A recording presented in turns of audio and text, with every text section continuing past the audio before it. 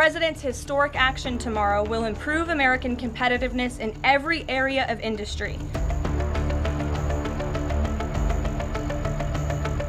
You'd start with all countries, so let's see what happens. There are many countries. I haven't heard a rumor about 15 countries, 10 or 15.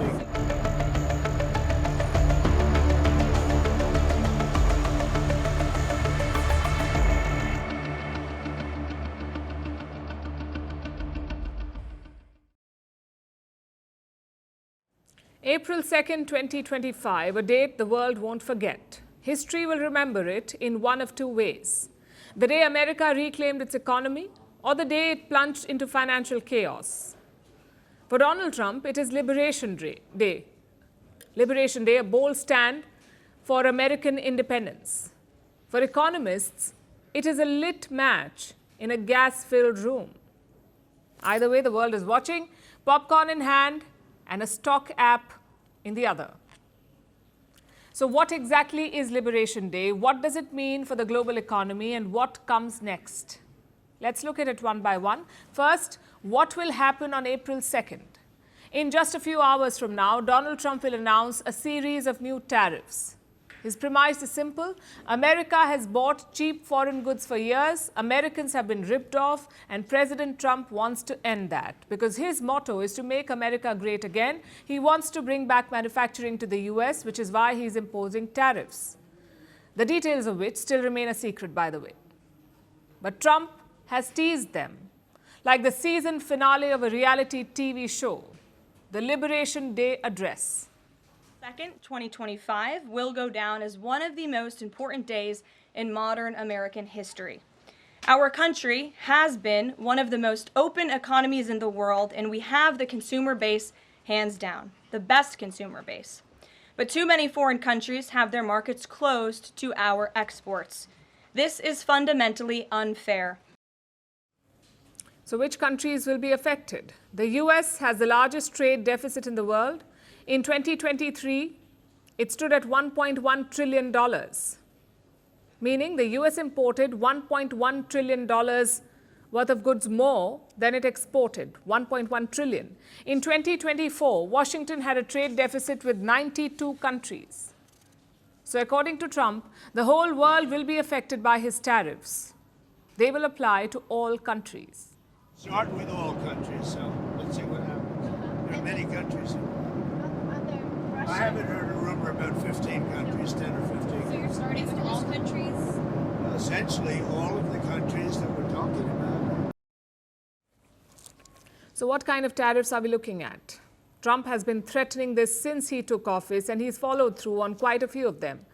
On the 4th of February, he imposed 10% tariffs on China. On the 4th of March, he imposed 25% import tariffs on Canada and Mexico, and on the 26th of March, he announced 25% auto tariffs. So this one was long coming.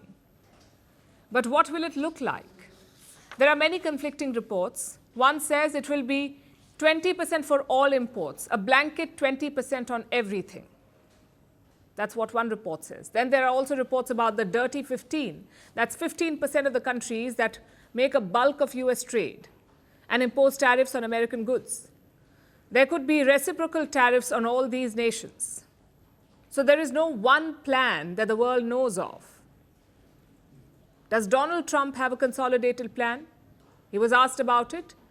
All he said was that the US will be kind. Are going to be very nice by comparison to what they were. The numbers will be lower than what they've been charging us, and in some cases maybe substantially lower, but we sort of have a world obligation perhaps. But we're going to be very nice. Relatively speaking, we're going to be very kind. If history is any guide, the immediate economic impact will be felt in many ways. First is rising consumer prices. As you know, tariffs are taxes on imports. And who pays them? Not the exporting countries. It is the importers who pay this extra money. Higher the tariffs, higher the prices. That's how it works. And in the end, it is the consumer who pays more.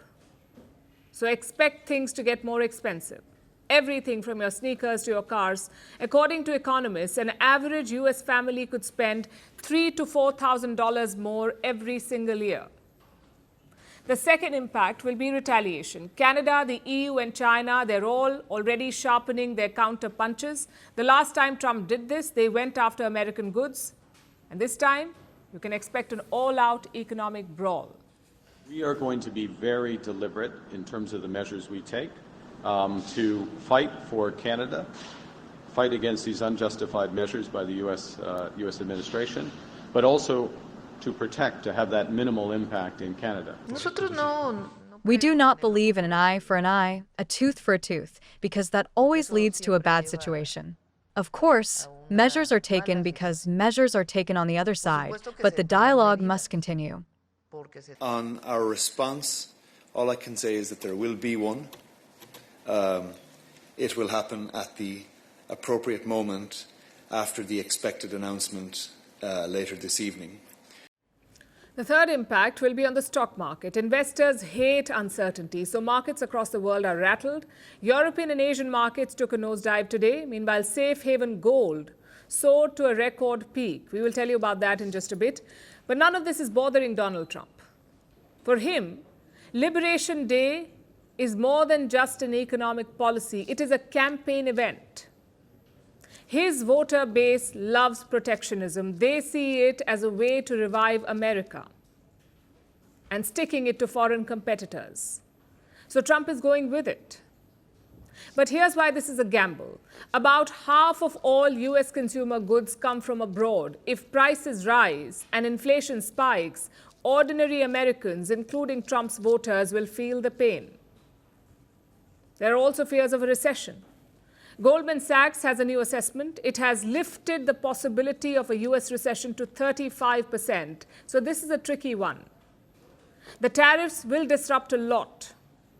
We won't know the full impact for months, maybe even years. But when the dust settles, the question will be this: was this truly liberation?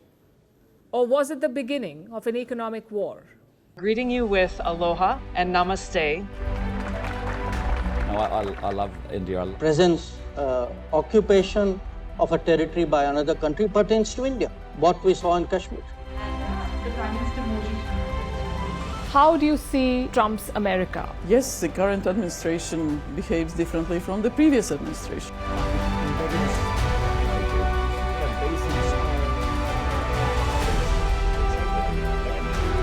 Are you saying that there are foreign powers who are trying to bring down the current government in Syria? Exactly.